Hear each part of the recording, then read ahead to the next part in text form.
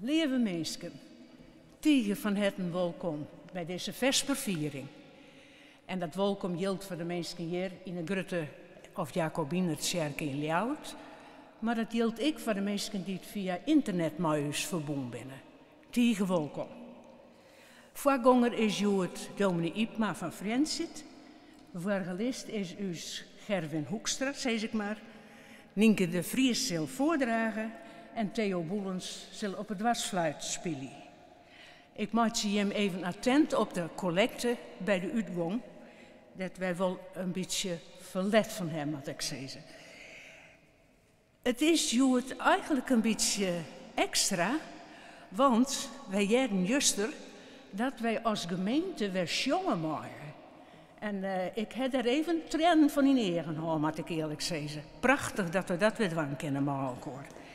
En dat is extra feestelijk, omdat het ook ons laatste vesperviering van dit seizoen is. En dat feestelijke, dat wordt ik een beetje onderstreken door die mooie bloemen die daar stingen. Die gaan naar Arin van het dienst naar uw koster. Waar is de man? Ik zeg hem niet meer, maar hij verneemt het vanzelf wel. Hij krijgt, ja, daar zit er. De bloem ben van jou dus. Ja. Nou, dan heb ik zo wat ik zeggen wil. En harkje we naar het wervelspel van Gerwin.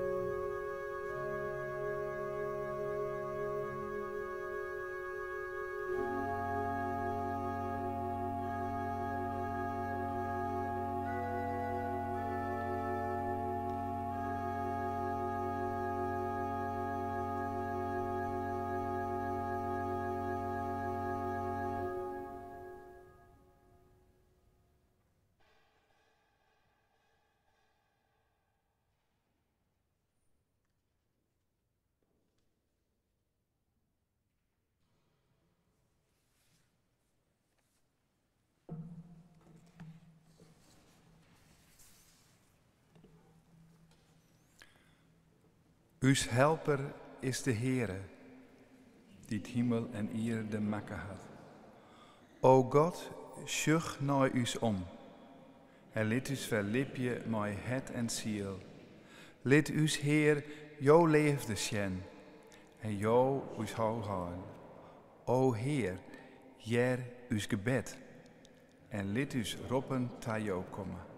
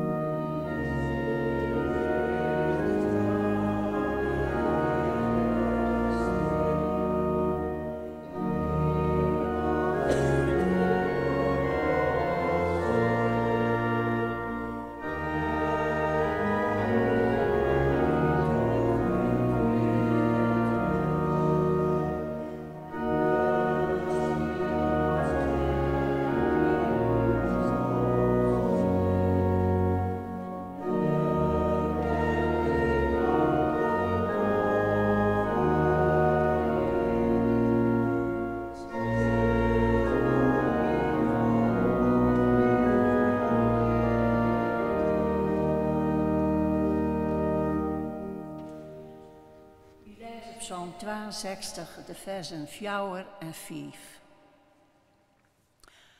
Hoe lang stwaam je Jim op deze man aan? Beziek je Jim en mij en wat te vernielen? Als een wand die het al wiekt, als een morren die het al op omvallen stiert? Ja, lees het erop ta, hem van zijn hechte del te stieten.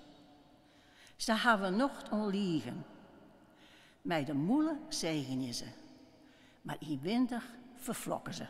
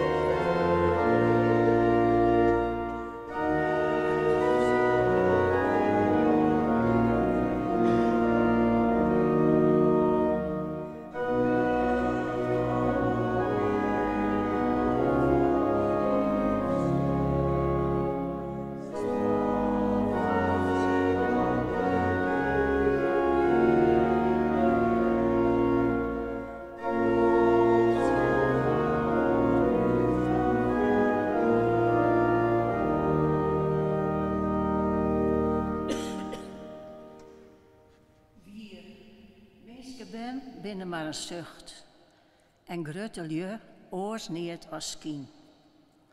Op een skeeljes binnen ze te licht. Alle jij waar lichter als lucht. Ziet je het net in geweld en verwacht je het net van roverij. Als de rijkdom onwint, zet daar dan net de zinnen op.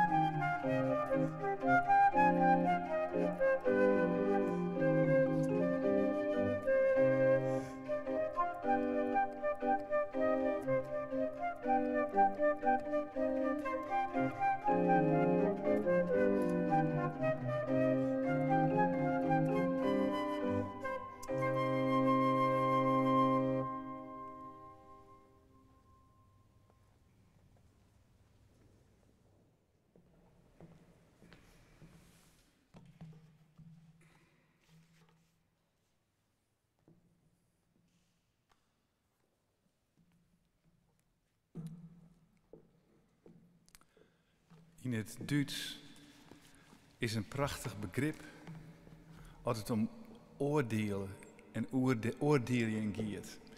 En dat is oorteilsvrije communicatie. Zal ik het nog een keer wat langzaam herhalen? Oorteilsvrije communicatie. Zoiets. Dat betekent maken praten zonder oordeel om elkaar te hebben. En ik net hoe jezelf. En dat is een hele kunst. Want in uw natuur, uw eerste en uw tweede, zit het oordelen. En dat oordelen, dat gaat samen oer in veroordelen.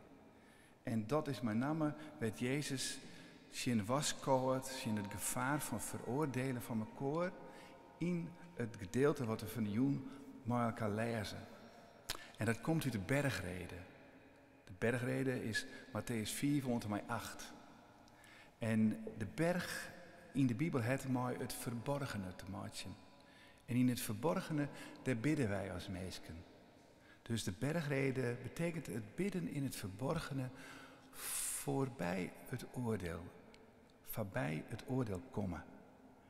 En ik snapte ineens toen ik daarover nadacht waarom in hoofdstuk 7 van Matthäus Jezus eerst over het oordeel, over de balken in de eigen eer en de splinter bij de oor of omgekeerd praat en dan pas zei bid en u zal gegeven worden, zoekt en gij zult vinden, maar dan in het Fries of het Hebreeuws of het Grieks wat mij betreft. Waarom? Wil je echt bidden en van God ontvangen kennen, dan moet je oordeelkant oprommen wijzen. Dat moet je loslitten kennen. Liturgie is een manier om vrij te raadjen van alle beelden en oordelen die mensen trodde wieken en in het gewone leven over elkaar formeren en maatje en hebben. En bepraten met oren. toen ik voetbalfan als ik ben, vanmiddag, zie mijn vrouw zei, zal ik die oranje strik voor het wan? Ik vertel net wat zij zei, want ze zit er net bij. Maar ik vertel je wel wat er in mij on samenspraak plakvoel. Ik hier deze strik nog nooit zelf strikt. Net verder vertellen, maar ik koer dat vanmiddag al en ik net niet eens goed. Maar op internet heb ik een handleiding opzocht en nou, het ziet er net onaardig uit. Maar ik doe hem voor en zeg even hoe die ziet en ik denk, nou, qua de eerste keer ben ik wel tevreden. Maar toen kwam een oren stem in mij en die zei, maar wat zoen de mensen daarvan sissen? Wat zoen ze daarvan vinden? En hoe zoen ze mij bezien dat ik maar die strik hier steen? Die stem en die stemming, want het ene het maar het oren te krijgen. Dat jongde in mij om. Mijn vrouw twittert een soort. En ze volgen op Twitter wat voor discussie er intussen in Hongarije, in Boedapest, aan het ontstaan wie over de Rijnbogenvlagen. Want er waren Nederlandse supporters die hier die mijn naam en kregen en die wat door de Hongaarse of de Boedapestische politie uitpakt. En de Nederlandse aanvoerder die zou mij een boom omrennen van de Rijnbogen. Als teken dat elk mens zien of haar eigen wezen van leefhaven van oren zelf uitvinden en betinken mij. En toen dacht ik, dat is voor mij reden te meer, ik heb net zo'n strik om deze van die jongen aan te dwang. En daar besluit nog dit. Oordeel is vaak te betiet. Omdat achter beweegredenen van mensen vaak nog meer en oren dingen zit en mooi trillet dan alleen dat die ene reden die wij betinken en wij ons oordeel. Hoe vorm je? Nee, het is tafel. Ik ben ietsje jonger dan Jim gemiddeld, maar zo oud ik nou aan het worden ben, wat ik ontdek is dat achter een heel soort levenskeuzes die mensen maken, een verhaal zit. Beweegredenen, vaak meer dan één. Daarom mensen, laten we in het gebied van de oertuilsvrije communicatie komen. Oftewel, de romte van het vrij van oordeelwezen. Veroordeel je een oor net, dat God je hem zelfs net veroordeelt. Want het oordeel dat je me oer een oor uitspreken, zal het oordeel oer je hem zelfs worden. En maar dezelfde miete die het je broeken, zal je hem tametten worden. Waarom sjogge jou vol naar de splinter in het eeg van jouw broer en vernemen jou neer van dat jou een balken in eigen eeg hebben. Hoe kennen jou doch zien jouw broer sissen? Lid mij de splinter bij die uit het eeg helje. Sjoch, er zit jou een balken in het eeg. Skienhillige, hel je eerst de balken maar eens uit het eigen eeg. Dan kunnen jou genoeg zijn om de splinter bij jouw broer uit het eeg te heljen. Jou het hillige net aan de hoen en smiet de bargen geen parels voor. Die zullen ze vertraapje en dan weer omkomen om jimme te verskworren. Want Safir, deze 6 versen uit Matthäus zongen, is nou romte van stilte en bij hemzelf wezen en inkeren.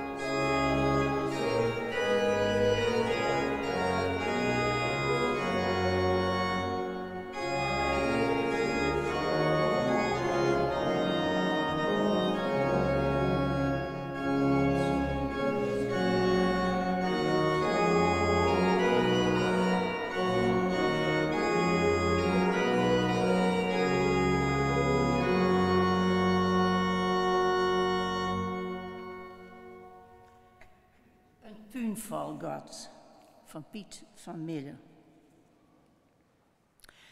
Een puinvalgat, dat is er van te lonen komen. Als ik weer omsjog op mijn lippen, krijg ik een brok in de kiel. Het stelt neert meer voor. Neert stiert meer oorijn. Ik ha geen mens meer, alleen een vijanden. En ik ben een mensje van neert, ien om de gek mee te hebben. Waar heb ik dat om te tankjen? En hoe zit het met jou? Ken ik wel op jou rekken je? Of rekken je jou met mij aan om wat eert iets misgeën? Jok je jou de handen nooit eens om haar op haar een twijs te slaan? De meesken die alle gedurende gek gaan met mij en met jou? Liet jou dat altijd maar geworden? God, het liefst zou ik jongen, liek als jij iets, de Heer is mijn hoeder. Maar die brokstikken, God, ik kom er net doorheen. Ik ken net jongen met een brok in de kiel.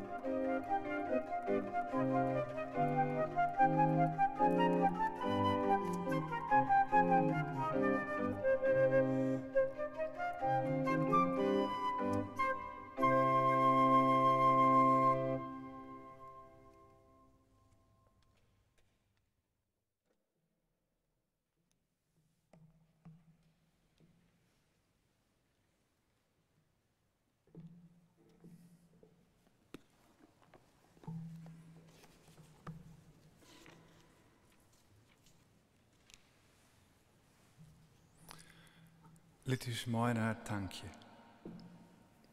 God van wijsheid en leefde. Oorsprong en skinker van alle goede dingen.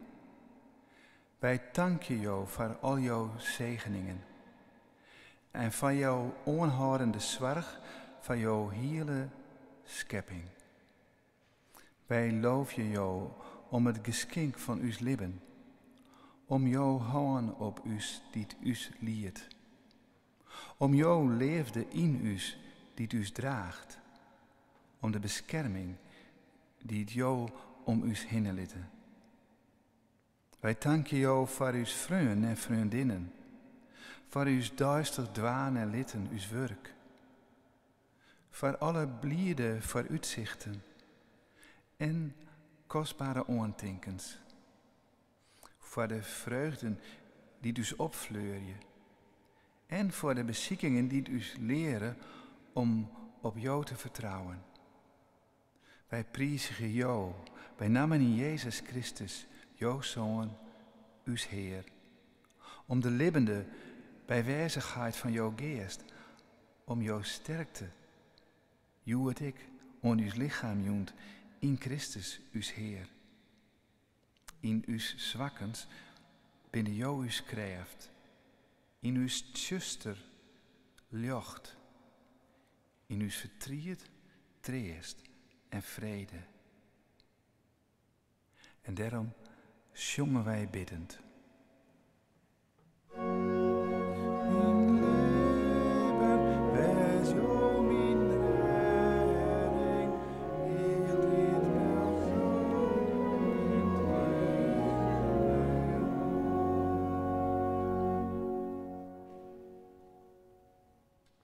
En wij bidden jou om ontferming hoe de mensen niet eren binnen, van geest of van taak in het leven.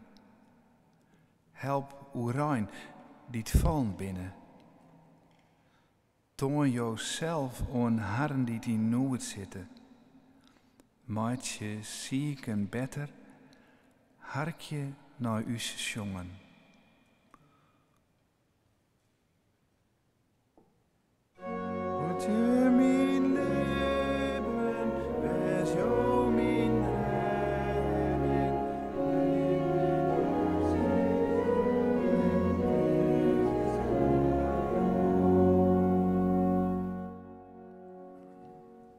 Breng waarom bij haren zelfs die haren zelfs kwijtraken binnen, verdwaald in drokte of te volle dingen onholle of het. Breng mensen te hunzelf die terug oren of haren zelfs on het oordeel oorleden binnen, die het veroordeeld binnen, geen werwoord Jan Koen. Wij bidden van mensen die het vers zitten, in oren landen, met romte voor leefden, zat wij die inkleuren willen, vier te ziekjen is. Wees maar de mensen die kapot maken binnen, die gewond zitten te wachten op een oor. Voor haren bidden wij van een jong, jongend.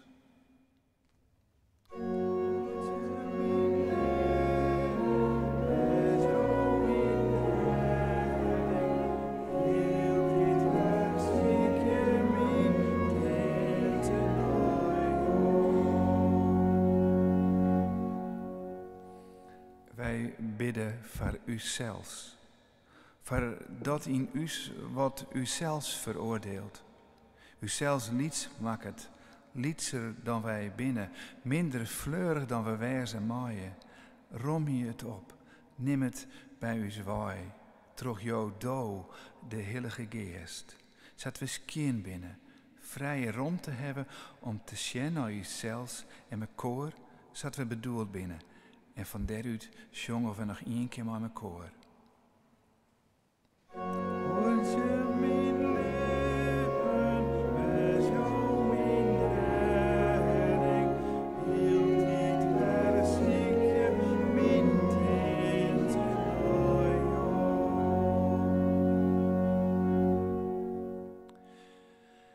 In de romte van de stilte bidden wij nou tot jou.